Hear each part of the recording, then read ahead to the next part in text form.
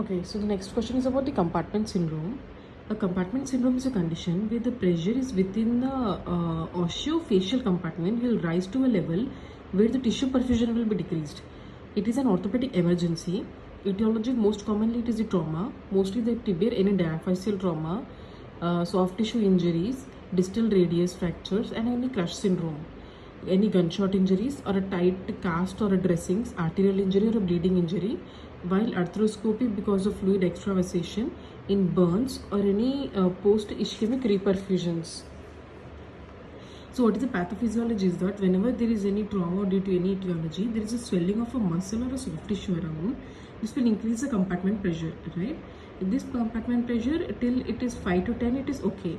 But if it is now sequentially increasing to 15 to 20, and now it will cause a venous or a lymphatic obstruction. This will what it will do is it will increase the venous pressure more than the perfusion pressure. So the perfusion to the tissues is decreased, the vasoactive substances will be released. These molecules will cause a cell membrane injury that will lead to whole interstitial edema, increased tissue pressure, and decreases the pH. That will further lead to muscle necrosis, contractures, non-viable extremities, and any neurological deficits. Okay, so anatomically, what is the forearm compartment consists of? Forearm compartment will have a superficial volar where you will have FCR, FDS, pronator teres. It is supplied by median nerve and ulnar nerve. They all are the flexors, so there will be weakness in the flexion, pain in the extension. Deep volar like flexor digitorum profundus, flexor pollicis longus, and pronator quadratus. Okay, dorsal compartment में you will have extensor digitorum, extensor pollicis longus, abductor pollicis longus, and extensor carpi annalis. They will have a weakness for extension, and so they will have pain in flexion. And there is a side में mobile VAD which consists of brachioradialis and ECRL, ECRB. They will have weakness in wrist flexion, elbow extension, elbow flexion, wrist extension. Okay, brachioradialis will cause elbow flexion. This will cause wrist extension. Right.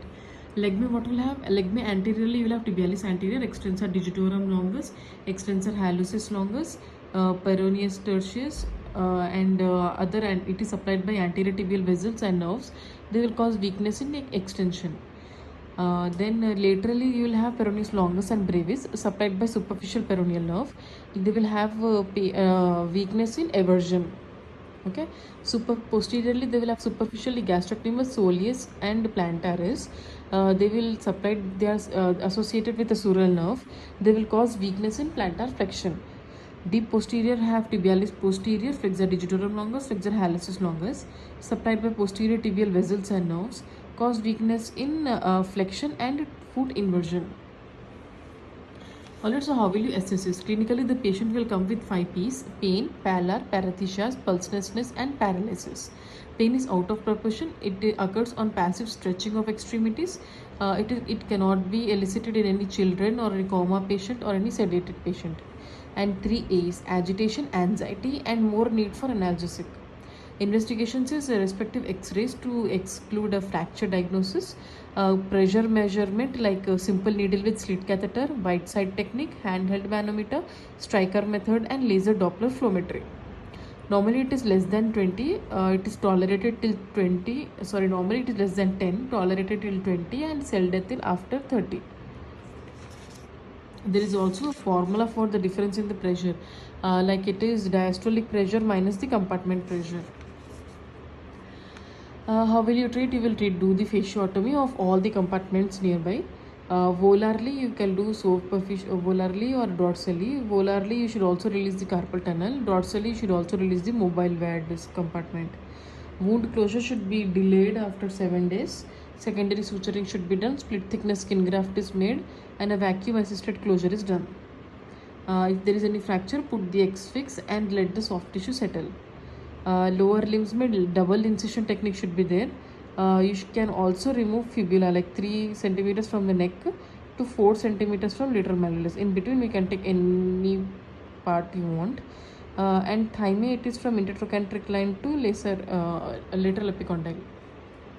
Complications is VIC, infection, amputation, nerve damage, rhabdomyolysis. This rhabdomyolysis will further cause kidney damage and hyperkalemia and cardiac arrest. VIC, Volkmann ischemic contracture, will have an end stage neglected acute compartment syndrome, which will lead to irreversible muscle necrosis and ischemic contracture.